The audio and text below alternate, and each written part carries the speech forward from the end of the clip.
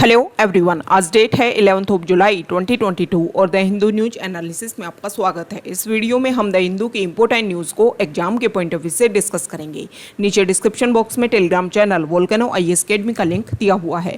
आप Telegram channel Volcano IAS Academy के साथ में जुड़ सकते हैं। वहाँ पर हर exam means UPSC, state PCS and other exams के पॉइंट ऑफ व्यू से काफ़ी इंपॉर्टेंट इन्फॉर्मेशन आप सभी के साथ में शेयर की जाती है। तो चलो स्टार्ट करते हैं। वीडियो को स्टार्ट करेंगे एक ज्योग्राफिकल मैप क्वेश्चन के साथ में। और आज आपका क्वेश्चन ये है कि अरावली माउंटेन रेंज को आपको मैप में व्यू करना है, फिर इससे रिलेटेड हर इंपॉर्टेंट फैक्ट्स को एंड इन्फॉर्मेशन को कमेंट बॉक्स में टाइप करना है। कल हमने आपसे क्वेश्चन पूछा था ट्रॉपिक ऑफ कैप्रिकॉर्न को लेकर के, तो ट्रॉपिक ऑफ कैप्रिकॉर्न को अगर हम मैप में व्यू करें, ट्रॉपिक ऑफ कैप्रिकॉर्न जब हम अर्थ के मैप पर लैटिट्यूड्स को मार्क करते हैं तो 5 सर्किल जो हैं वो सबसे ज़्यादा इम्पोर्टेंट सामने आते हैं और उन 5 इम्पोर्टेंट सर्किल में से एक है ट्रॉपिक ऑफ कैप्रिकॉर्न।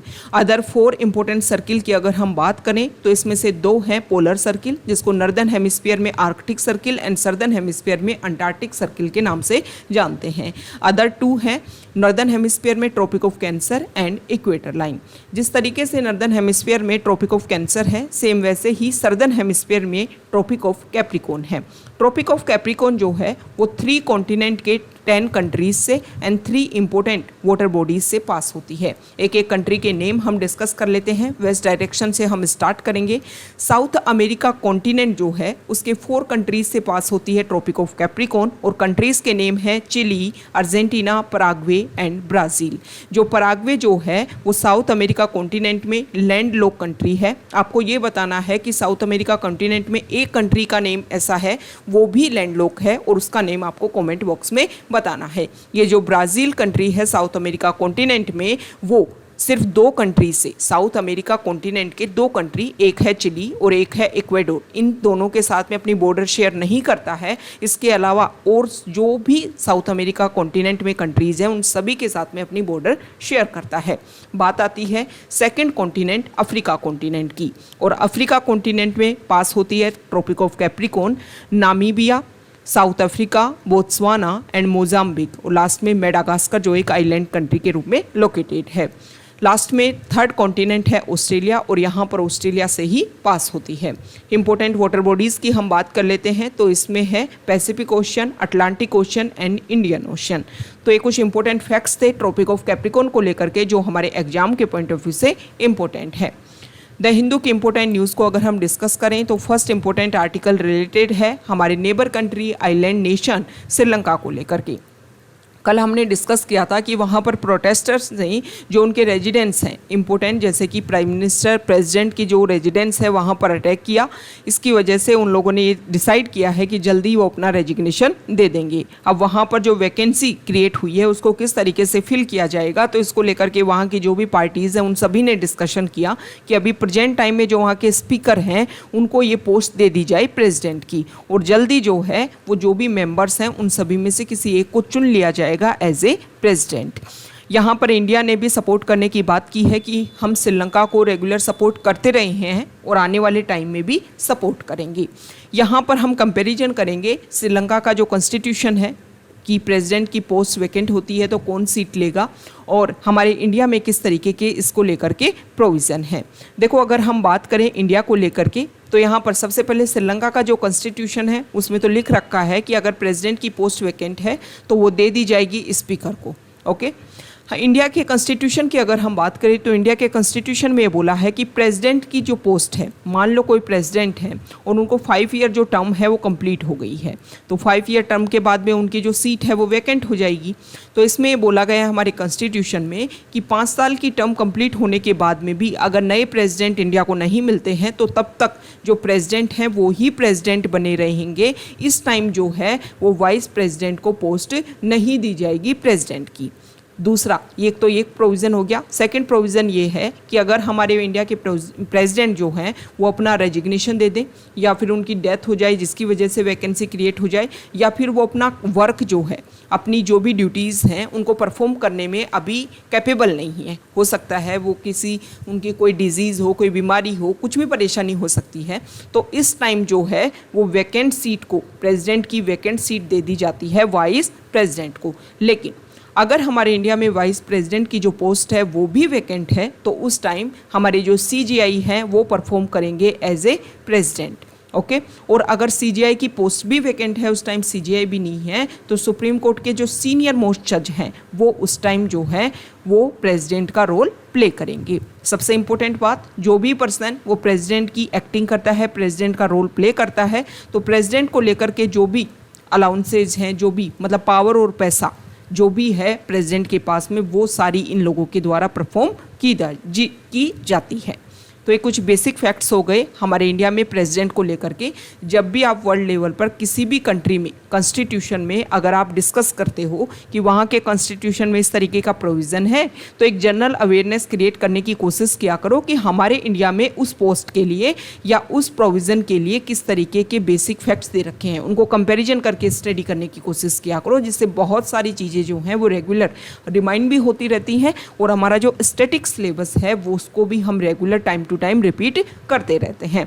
क्योंकि अगर यूपीएससी, स्टेट पीसीएस कोई भी एग्जाम को अगर आपको क्रैक करना है तो रिवीजन जो है वो एक बेसिक की है।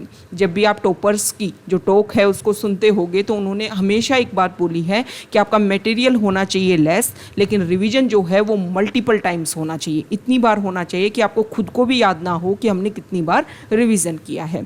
अब वो रिवीजन देखो बुक लेकर के बैठते हैं तो वो लगभग नहीं हो पाता है, लेकिन जब भी हम करंट अफेयर से स्टैटिक पार्ट को रिलेट करके इस तरीके के स्टडी करते हैं तो वो हमारा रिवीजन भी हो पाता है और जो हमारा करंट प्लस स्टैटिक का जो कॉम्बिनेशन है वो भी रेगुलर फॉर्मेशन में आता रहता है।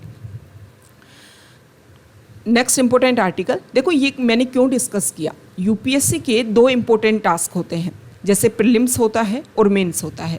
प्रीलिम्स में यूपीएससी जो है वो इस तरीके की जो टर्म है वो न्यूज़ में रहती हैं, उसको लेकर के स्टैटिक के साथ में रिलेट करके क्वेश्चन पूछ लेता है। और मेंस में जो यूपीएससी है वो हमेशा करंट बेसिस पर ही मैक्सिमम क्वेश्चन पूछे जाते हैं। ओके, तो दोनों को लेकर के जो आपकी अप्रोच है वो इस तरीके से होनी चाहिए कि प्रीलिम्स के स्पेसिफिक आपको कुछ ध्यान में रखना है, तो करंट में जो मुद्दा चल रहा है, करंट में जो इशू चल रहा है, उसको आप अपने स्टैटिक पार्ट के साथ में रिलेट करके पूछो। क्योंकि कभी भी क्वेश्चन जो है वो इस तरीके से नहीं आएंगे कि श्रीलंका में क्राइसिस हुआ तो वहाँ की प्रेसिडेंट की जो पोस्ट वैकेंट हुई तो किसको पोस्ट दी गई, ऐसा नहीं होगा। इसमें जो है वो रिलेट कर लेगा इंडिया के साथ में और इस तरीके से क्वेश्चन पूछ लिया जाएगा। हाँ, मेंस में क्वेश्चन ये पूछा जा सकता है क्योंकि हमारा जीएस पेपर 2 जो है उसमें कंपैरिजन ऑफ कॉन्स्टिट्यूशन है। ओके, तो उस टॉपिक में क्वेश्चन पूछा जा सकता है कि किस तरीके से अदर कंट्री के जो प्रोविज़न है वो हमारे कंट्री के प्रोविज़न से डिफरेंट है और किस तरीके से हमारे इंडिया में इन प्रोविज़न से क्या हमें बेनिफिट होता है, क्या हमें ऐसा लगता है कि अगर वैकेंसी भी क्रिएट हो रही है तो वो हमारे हमारी कंट्री का जो रेगुलर प्रोसीजर है वो भी चलता रहे और उस वैकेंसी की वजह से ज़्यादा इफेक्ट भी देखने को ना मिले। नेक्स्ट इंपॉर्टेंट आर्टिकल है, यहाँ देखिए, देखो ये जो आर्टिकल है वो शिवसेना को लेकर के है। आप सभी को पता है अभी प्रेजेंट टाइम में अगर हम डिस्कस करें तो शिवसेना जो है महाराष्ट्र में पार्टी है, उसमें फैक्शन देखने को मिला। एकनाथ शिंदे जो शिवसेना से ही बिलोंग करते थे, उन्होंने बीजेपी के साथ में मिलकर के वहाँ पर नई गवर्नमेंट बनाई है और अभी लोकसभा में शिवसेना के जितने भी वहाँ पर एमपी हैं उन्होंने भी वहाँ के स्पीकर से बोला है कि हमारा जो फैक्शन है, हमारा जो डिवीज़न है वो आप क्लियर कीजिए। लोकसभा में भी स्प्लिट की बात की गई है और इसका मेजर रीज़न ये बताया गया है कि अभी प्रेसिडेंट के इलेक्शन होने वाले हैं। प्रेसिडेंट के इलेक्शन में बीजेपी के जो नॉमिनेशन है, बीजेपी के जो कैंडिडेट हैं उनको सपोर्ट करने के लिए वो जो मेंबर ऑफ पार्लियामेंट है वो अपनी वहाँ पर प्रेजेंस रखना चाहते हैं। ओके, तो यहाँ पर ये बताया गया है कि इस तरीके से पार्टी में जो स्प्लिट है, मतलब कुछ वर्ड्स पार्टी को लेकर के जैसे recognised party, unrecognised party, registered party, ये कुछ हम वर्ड्स सुनते हैं। इनसे रिलेटेड हम बेसिक फैक्ट्स की बात करेंगे। देखो, जब भी कोई पार्टी जो है उसको जो रिकॉग्निशन है, उसको जो रजिस्ट्रेशन है वो इलेक्शन कमीशन ऑफ इंडिया के द्वारा दिया जाता है। अब इसमें दो होता है, रजिस्टर कर लिया गया नॉर्मल, आपने इलेक्शन कमीशन ऑफ इंडिया में जाकर के बोला कि हम जो है नई पार्टी रजिस्टर करवाना चाहते हैं। इलेक्शन कमीशन ऑफ इंडिया जो है इसकी रजिस्ट्री कर देगा, इसको रजिस्टर्ड कर देगा। जैसे ही रजिस्टर्ड किया गया उसके बाद में दो इंपॉर्टेंट वर्ड और हम सुनते हैं, अनरिकॉग्नाइज्ड और रिकॉग्नाइज्ड। अनरिकॉग्नाइज्ड पार्टी क्या होती है? कोई नई पार्टी जिसने अभी अभी रजिस्ट्रेशन करवाया है या फिर कोई पार्टी ने अब रजिस्ट्रेशन करवाने के बाद में कोई इलेक्शन में पार्टिसिपेट ही नहीं किया है, और अगर पार्टिसिपेट किया है जनरल इलेक्शन में या स्टेट असेंबली के इलेक्शन में, लेकिन उसको जो एक मिनिमम वोट चाहिए होते वो उनको नहीं मिल पाए हैं। तो ये जो पार्टीज़ होती हैं वो अनरिकॉग्नाइज्ड पार्टी होती हैं। रिकॉग्नाइज्ड पार्टी जो होती हैं इनको कुछ स्पेशल बेनिफिट्स मिलते हैं। ये जो रिकॉग्नाइज्ड पार्टी होती हैं इनको इलेक्शन कमीशन ऑफ इंडिया के द्वारा ही रिकॉग्नाइज किया जाता है। After every election election commission क्या करता है कि जो भी पार्टीज़ हैं उनका इलेक्शन में क्या परफॉर्मेंस रहा उसके अकॉर्डिंग उनकी जो डेजिग्नेशन है वो तय की जाती है। तो कुछ पार्टी जो होती हैं वो स्टेट पार्टी होती हैं और कुछ पार्टी जो होती हैं वो नेशनल पार्टी होती हैं। इनके अलग अलग क्राइटेरिया है, आपको क्लियरली ध्यान में होने चाहिए कि किस इलेक्शन में कितने % वोट मिले, कितनी सीट मिले, इसके अकॉर्डिंग जो है वो इलेक्शन कमीशन इनको रिव्यू करके इनको डेजिग्नेशन देता है। तो ये जो भी रिकॉग्नाइज्ड पार्टी होती हैं इनको कुछ स्पेशल यहाँ पर बेनिफिट्स मिलते हैं, जैसे कि पॉलिटिकल, अगर हम इलेक्शन के टाइम की बात करें या नॉर्मल टाइम की बात करें तो इन रिकॉग्नाइज्ड पार्टी को अपने पॉलिटिकल ब्रॉडकास्टिंग की इनकी सुविधा मिलती है। टेलीविज़न के ऊपर, रेडियो स्टेशन के ऊपर ये अपना जो ब्रॉडकास्टिंग है वो कर सकते हैं। इनको इलेक्टोरल रोल्स जो होती है उनको एक्सेस करने की पावर होती है। और भी कुछ एक्स्ट्रा जो हैं वो इनको इनपुट दिए जाते हैं, एक्स्ट्रा जो हैं वो बेनिफिट्स इनको दिए जाते हैं। ओके, नेक्स्ट इम्पोर्टेंट आर्टिकल है, देखो यहाँ पर हमारे इंडिया में स्टार्टअप जो है, आप सभी को पता है, अगर प्रेजेंट टाइम में हम बात करें तो बहुत सारे स्टार्टअप ऐसे हैं जो यूनिकॉर्न कंपनी के रूप में चेंज हो गए हैं। मतलब टाइम टू टाइम हमारे इंडिया में जो स्टार्टअप इनिशिएटिव स्टार्ट हुए हैं उनमें बहुत सारा इन्वेस्टमेंट देखने को मिल रहा है। लेकिन अभी प्रेजेंट टाइम में देखा गया है कि पहले जो स्टार्टअप में जो एक तरीके से इन्वेस्टमेंट इंक्रीज हो रहा था, फंडिंग जो है वो रेज हो रही थी, अभी कुछ टाइम से उसमें डिक्रीज देखने को मिल रहा है। इस आर्टिकल में बताया गया है कि कोविड के टाइम में अगर हम देखें तो स्पेसिफिक जो एड टेक कंपनी है या फिर जो गेमिंग वाली कंपनीज हैं उसमें ज़्यादा से ज़्यादा रिस्पॉन्स, ज़्यादा से ज़्यादा फंडिंग की गई। उसका मेन रीज़न ये है कि कोविड में जब सब कुछ ऑनलाइन प्रोसीजर चल रहा था तो इनका जो है वो एक इम्पोर्टेंट रोल आया था और इन कंपनीज़ में ज़्यादा से ज़्यादा इन्वेस्टमेंट देखने को मिला था। नेक्स्ट यहाँ पर जो आर्टिकल है, देखो इस आर्टिकल में हमारे जो प्राइम मिनिस्टर हैं उन्होंने कुछ इम्पोर्टेंट बात रखी। उन्होंने यहाँ पर रामकृष्ण मठ के 15 प्रेसिडेंट स्वामी यहाँ देखो अटमस्थानंद जो हैं उनकी जो सेंटेनरी सेलिब्रेशन, मतलब उनके बर्थ की सेंटेनरी सेलिब्रेशन के टाइम में हमारे प्राइम मिनिस्टर ने ये इम्पोर्टेंट बात रखी कि रामकृष्ण मठ जो है जो कोलकाता में लोकेटेड है और उन्होंने काफ़ी इम्पोर्टेंट रोल प्ले किया है यहाँ पर माँ काली को लेकर के कि उनकी वर्शिपिंग से हमें क्या क्या बेनिफिट्स हैं। इसके बारे में उन्होंने स्वामी विवेकानंद का एग्जाम्पल दिया कि स्वामी विवेकानंद जो हैं वो माँ काली से बहुत ज़्यादा इन्फ्लुएंस थे। तो यहाँ पर रामकृष्ण जो मिशन है उसके बारे में उन्होंने कुछ बेसिक फैक्ट्स रखे हैं कि रामकृष्ण मिशन का जो हेड क्वार्टर है वो बेलूर वेस्ट बंगाल में है और यहाँ पर जब आप विज़िट करते हो, गंगा के किनारे पर जब आप बैठते हो और जो यहाँ पर दक्षिणेश्वर टेम्पल है जो माँ काली का टेम्पल है उसको जब आप रेगुलर एक तरीके से कनेक्ट करते हुए देखते हो तो यहाँ पर आपको लिमिटलेस जो ब्लेसिंग्स हैं वो एक तरीके से मिलती हैं। रामकृष्ण जो मिशन है इससे रिलेटेड हम कुछ बेसिक फैक्ट्स की बात करेंगे जो हमारे एग्जाम के पॉइंट ऑफ व्यू से इम्पोर्टेंट है। देखो रामकृष्ण मिशन को 1897 में इसको एस्टेब्लिश किया गया था और उसका हेडक्वार्टर जो है वो बेलूर वेस्ट बंगाल में है।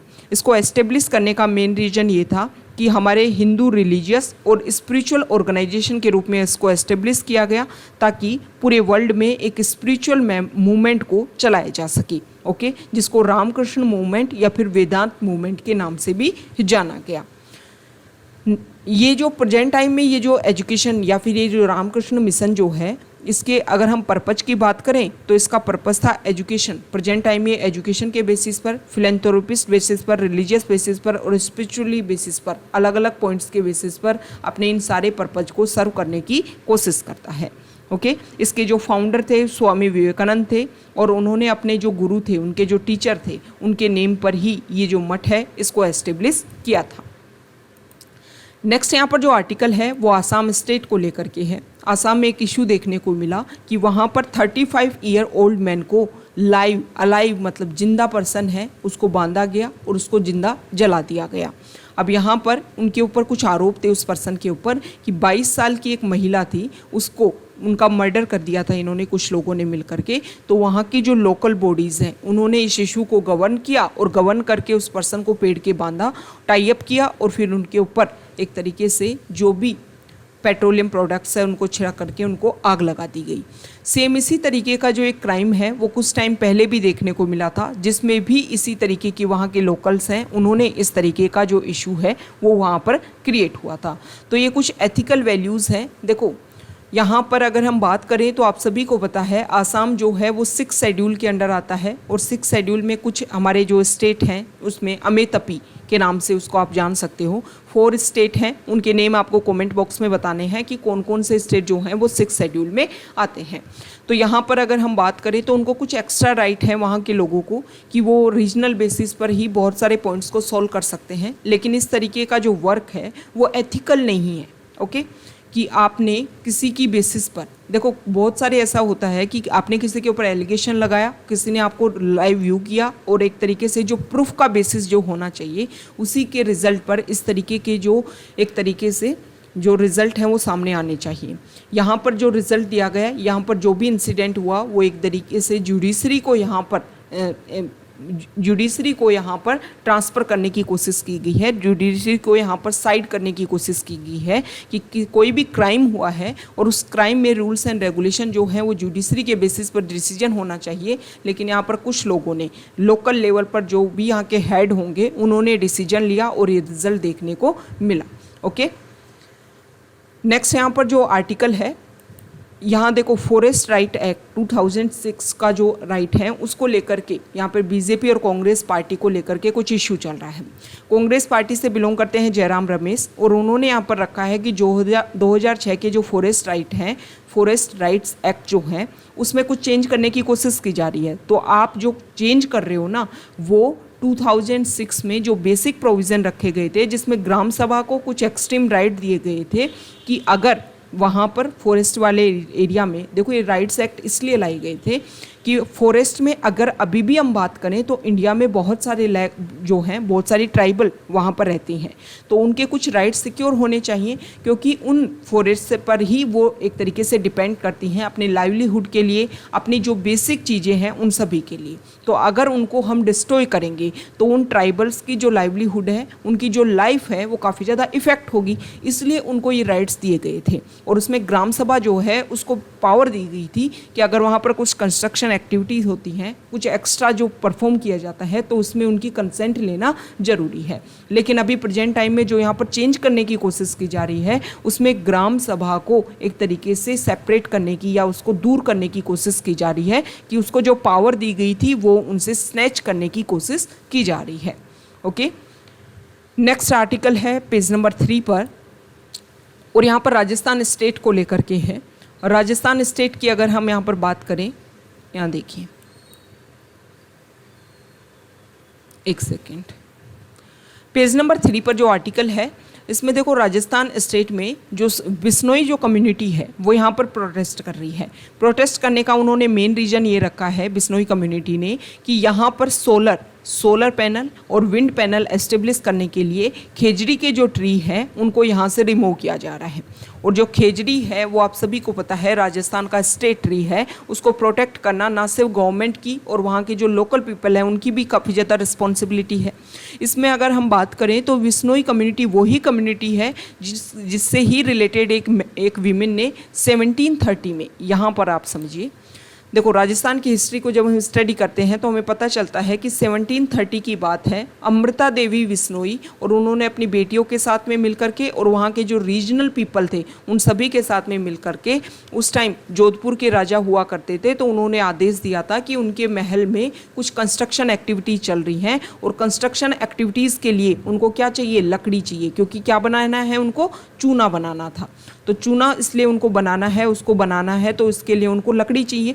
तो लकड़ियों में वहाँ पर जो वहाँ के किंग थे, जो वहाँ के रूलर थे, उन्होंने आदेश दिया, ऑर्डर दिया कि आप जाकर के लकड़ियाँ लेकर के आइए।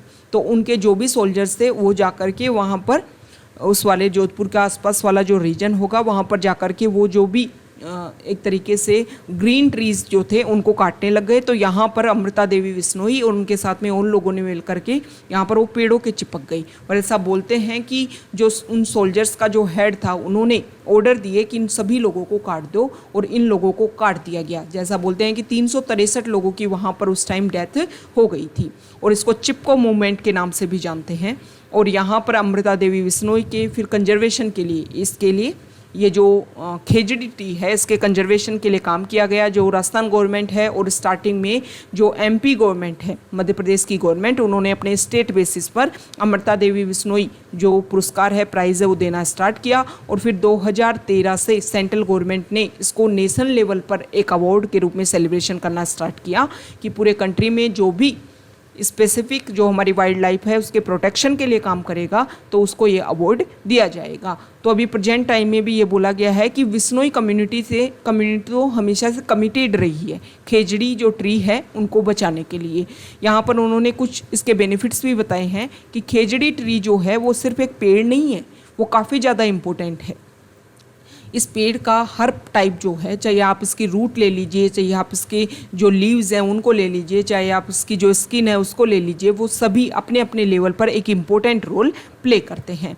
तो यहाँ पर जो प्रोटेस्ट देखने को मिल रहा है, एक तरीके से डेवलपमेंट और एनवायरनमेंट के बीच में यहाँ पर बैलेंस बनाने की बात है। तो यहाँ पर बैलेंस के थ्रू जो भी हमारे प्रोजेक्ट्स हैं उनको भी इंस्टॉल किया जा सकता है। और यहाँ पर सोलर और विंड स्पेसिफिक जो जोधपुर वाला रीजन जो है वहाँ पर अगर हम देखें तो थार डेजर्ट एग्जिस्ट करता है।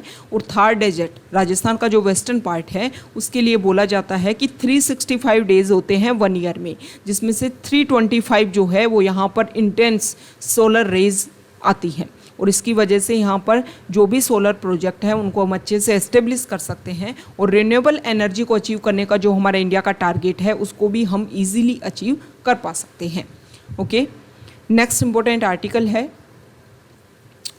पेज नंबर 6 पर, और एडिटोरियल पेज पर जो फर्स्ट आर्टिकल है इसमें देखो, यहाँ देखिए श्रीलंका में जो इशू देखने को मिल रहा है इसके बारे में यहाँ पर बता रखा है कि देखो इस तरीके से प्रोटेस्ट करने से जो रेगुलर हम देख रहे हैं कि काफ़ी लंबे टाइम से श्रीलंका में इकोनॉमिक क्राइसिस, उसके बाद में अगर हम देखें तो यहाँ पर grain crisis, food crisis, present time में हेल्थ के लेवल पर, हर लेवल पर जो है क्राइसिस देखने को मिल रहा है। इस आर्टिकल में बताया गया है कि इस तरीके से प्रोटेस्टर्स ने जो अटैक किया और एक तरीके से प्रोटेस्ट किया कि आप वैकेंट कीजिए और दोबारा से यहाँ पर नई गवर्नमेंट बनाई जाए। तो अभी श्रीलंका जो है वो नए इलेक्शन कंडक्ट करवा सके इसके फॉर्म में तो है नहीं, मतलब इतना फाउंडेशन उनका वीक है, फाइनेंशियली बेसिस पर वो इतने स्ट्रॉन्ग है ही नहीं कि नए इलेक्शन कंडक्ट करवा सके। तो यहाँ पर क्या करना चाहिए कि एक बैलेंस के थ्रू, एक कोऑपरेशन के थ्रू इस इशू को सॉल्व करने की कोशिश की जानी चाहिए, तभी जा कर के श्रीलंका में जो क्राइसिस है उसको सॉल्व किया जा सकता है। यहाँ पर जो आर्टिकल है वो आयुर्वेदा को लेकर के है। आयुर्वेदा के बारे में पहले एक हिस्ट्री बताई गई है कि हमारे इंडिया का ट्रेडिशन मेडिसिन के रूप में है आयुर्वेदा, और ये जो प्रैक्टिस है इसको काफ़ी लंबे टाइम से फॉलो किया जाता है हमारे इंडिया में। प्रेजेंट टाइम में, एंशिएंट टाइम में भी अगर हम देखें तो हमारे जो इंडियंस है वो इस ट्रेडिशन को फॉलो करते थे। प्रेजेंट टाइम में इसका काफ़ी ज़्यादा यूज़ बढ़ गया है। तो हमें क्या करना है, प्रेजेंट टाइम में जो भी देखो टाइम के साथ में कुछ ऐसी थ्योरीज़ हैं जो आउटडेटेड हो जाती हैं, तो हमें क्या करना है, कुछ ऐसी थ्योरीज हैं जो सुपरस्टिशन के बेसिस पर बनी हुई हैं, तो उन सभी में प्रेजेंट टाइम की टेक्नोलॉजी, प्रेजेंट टाइम का जो भी इन्वेंशन है, रिसर्च एंड डेवलपमेंट, इन सभी को हमें इंक्लूड करके आयुर्वेदा जो है उसको इम्प्लीमेंट करना है। देखो वैसे तो हमारी जो गवर्नमेंट है वो आयुष मिनिस्ट्री ये सब फॉर्म किया था, तो क्या, ताकि जो भी हमारी नेचुरल हेरिटेज है उन सभी को हम कंजर्व कर सकें। तो यहाँ पर जो भी हमारी नेचुरल हेरिटेज है उसमें प्रेजेंट टाइम के जो भी रिसर्च हैं उन सभी को इंक्लूड किया जाए। आयुर्वेदा में बहुत सारी ऐसी चीज़ें हैं जो प्रेजेंट टाइम में एक तरीके से प्रोसीजर उनको यूज़ नहीं किया जा सकता है, तो टाइम के साथ में उनको ओमिट किया जा सकता है, और उसमें जो नई चीज़ें, नई रिसर्च के साथ में जो चीज़ें आ रही हैं उन सभी को इंक्लूड करके आयुर्वेदा जो एक बेसिक ट्रेडिशन है उसको हम रेगुलर कर सकते हैं। नेक्स्ट यहाँ पर जो आर्टिकल है पेज नंबर 7 पर, इस आर्टिकल में बता रखा है, जो राइटर हैं उन्होंने बताया है कि हमें क्या करना चाहिए।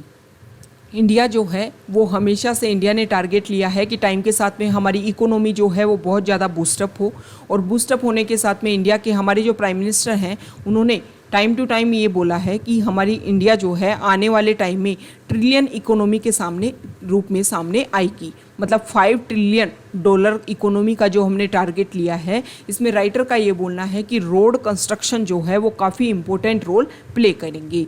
रोड का कंस्ट्रक्शन जितना ज़्यादा होगा उससे उतना ज़्यादा रेवेन्यू जनरेट होगा। रेवेन्यू जनरेट होने के साथ में रोड जितनी अच्छे लेवल की होंगी उतना जो है वो आपका ट्रैवलिंग टाइम कम होगा। ट्रैवलिंग टाइम अगर आपका कम होगा तो इकोनॉमिक आउटपुट जो है वो आपका ज़्यादा निकलेगा और इससे ह्यूमन डेवलपमेंट जो है वो अपग्रेड होना मिलेगा। ओके, तो यहाँ पर राइटर का ये बोलना है कि जो भी रोड कनेक्टिविटी, रोड कंस्ट्रक्शन, उनमें जो भी इश्यूज हैं उनको हमें सोल्व करने की ज़रूरत है। और जब किया जाता है तो इसकी वजह से बहुत सारे इनडायरेक्टली जो इश्यूज हैं वो इससे सॉल्व होंगे।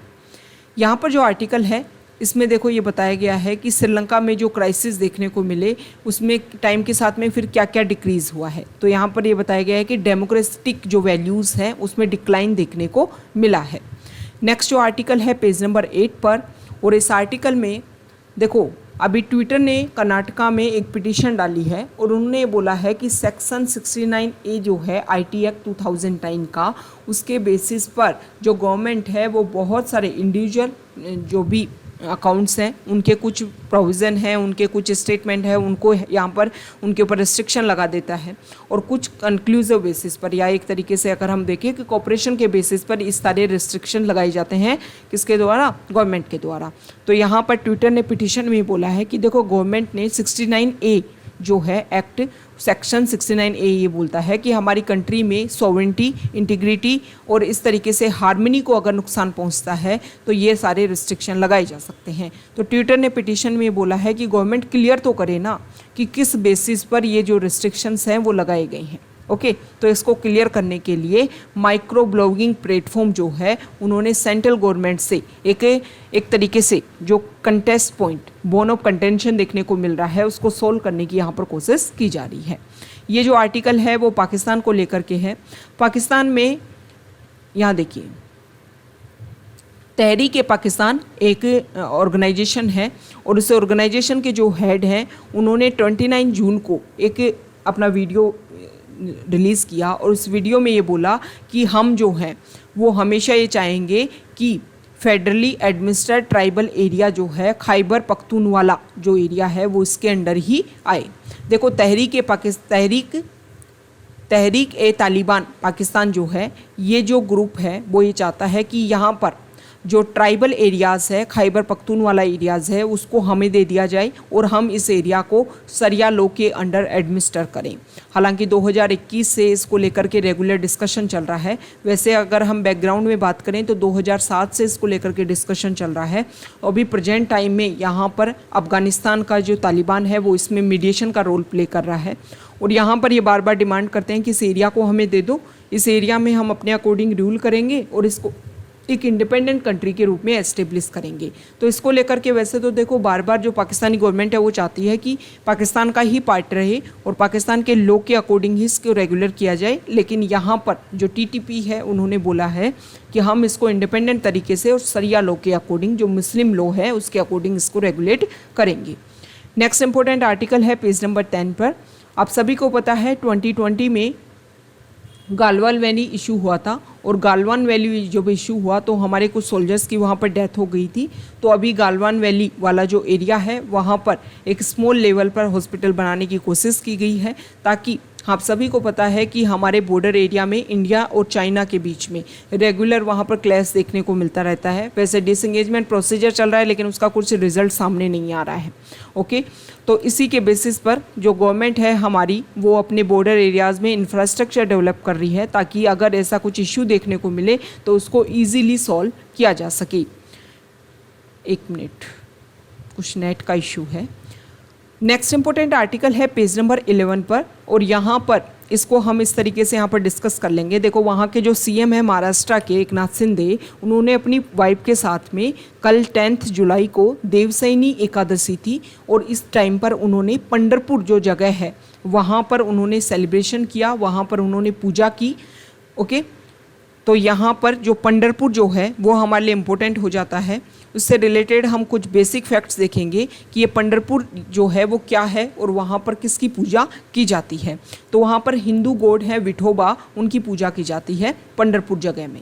देखो आप इस तरीके से समझिए कि हर साल जो है वो इस महीने में प्रेजेंट टाइम में जब देवसैनी एकादशी आती है। देवसैनी एकादशी क्या है कि हिंदू जो ट्रेडिशन है उसके अकॉर्डिंग आप सभी को होता है कि हिंदू रिलीजन के अकॉर्डिंग 12 मंथ्स होते हैं हिंदी में, जिसको चैत्र, वैशाख, ज्येष्ठ, आषाढ़ हम ये बोलते हैं।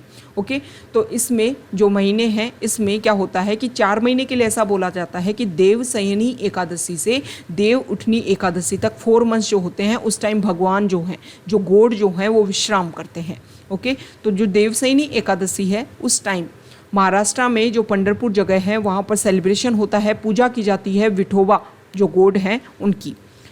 तो यहाँ पर 21 दिन की एक यात्रा निकलती है जिसको पंढरपुर वारी या फिर पंढरपुर यात्रा के नाम से जानते हैं। जैसे कि हमारे नॉर्दर्न स्टेट जो हैं उत्तर प्रदेश और इसके रीजनल स्टेट हरियाणा, राजस्थान, इसमें कावड़ यात्रा निकलती है। और आप सभी को पता है कि इसको जो यूपी गवर्नमेंट है वो काफ़ी प्रोटेक्ट करने की कोशिश भी करती है कि कावड़ यात्रा में क्या होते हैं कि वहाँ पर जा कर के गंगा का जो जल है वो लेकर के आते हैं लोग और अपने अपने रीजनल एरिया में जो शिवलिंग है उनको अर्पित करते हैं। ओके, और ये जो हिंदी महीने हैं इसमें श्रावण एक मंथ आता है और इस श्रावण मंथ में ये जो प्रोसीजर है उसको कंप्लीट किया जाता है। सेम इसी तरीके से जो महाराष्ट्र स्टेट है वहाँ पर पंढरपुर यात्रा होती है और 21 दिन की ये यात्रा होती है। लोग जो है वो पैदल चलते हैं अपनी अपनी जगह से, वो अपनी अपनी क्या लेकर के आते हैं, पालकी लेकर के आते हैं।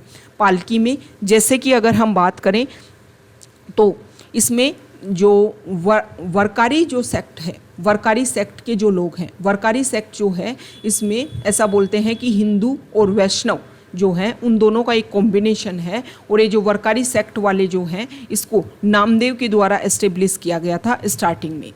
और जो नामदेव जिन्होंने इसको एस्टेब्लिश किया था संत शिरोमणि नामदेव, उन्होंने ये बोला था कि देखो हिंदुइज्म और एक तरीके से जो भी हमारा संप्रदाय है रिलीजियस मूवमेंट के रूप में इसको एस्टेब्लिश किया गया था, भक्ति मूवमेंट के रूप में। और इसमें विठोबा जो है उसकी, विट्ठल के नाम से भी जिसको जानते हैं जिस भगवान को, उसकी पूजा इसमें की जाती है। और पंढरपुर में जो विठोबा है, विट्ठल के नाम से जिसको जानते हैं, उसका यहाँ पर टेम्पल है, उनकी पूजा की जाती है।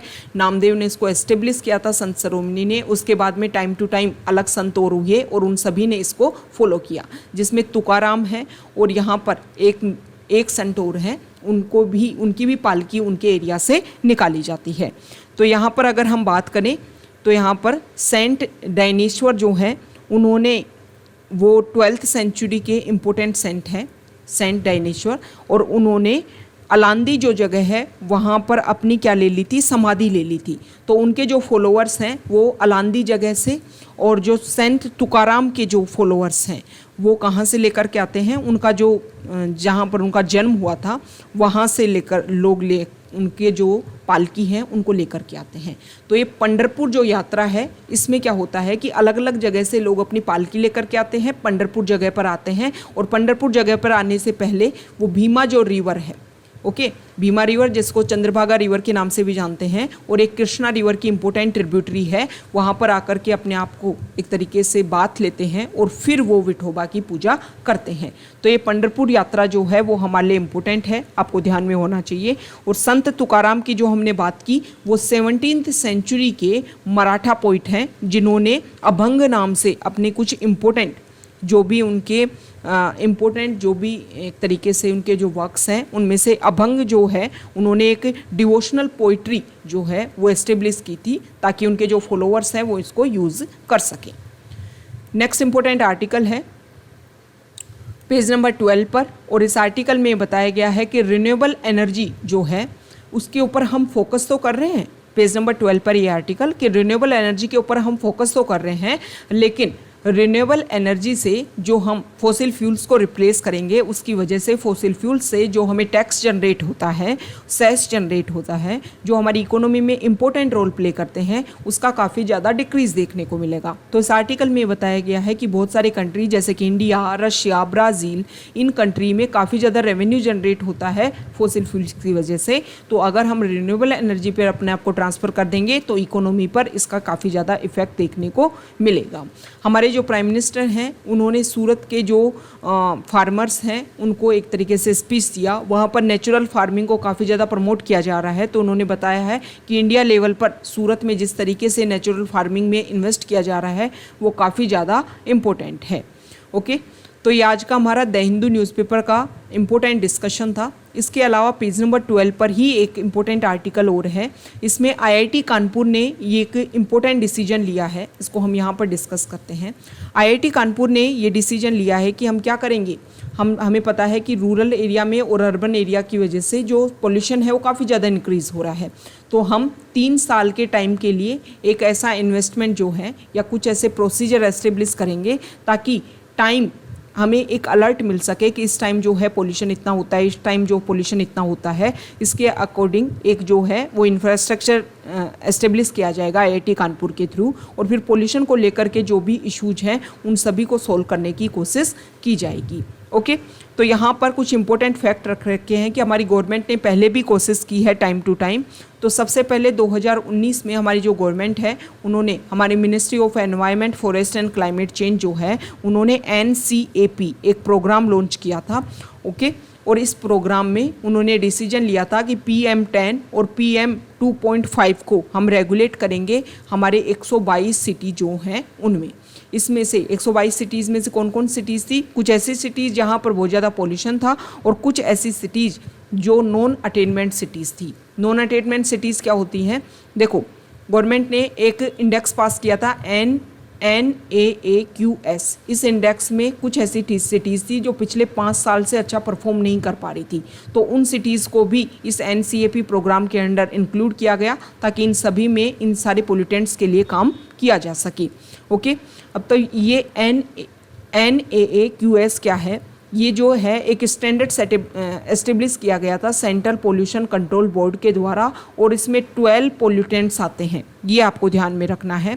12 पोल्यूटेंट्स की अगर हम बात करें तो इसमें सल्फर डाइऑक्साइड है, नाइट्रोजन डाइऑक्साइड है, पार्टिकुलेट मैटर है PM10 और PM 2.5, ओजोन है O3, कार्बन मोनोऑक्साइड है NH3, अमोनिया है, इसके अलावा लीड है, बेंजीन है, ओके, और इसके अलावा बेंजोपाइरीन है, आर्सेनिक है और निकल है।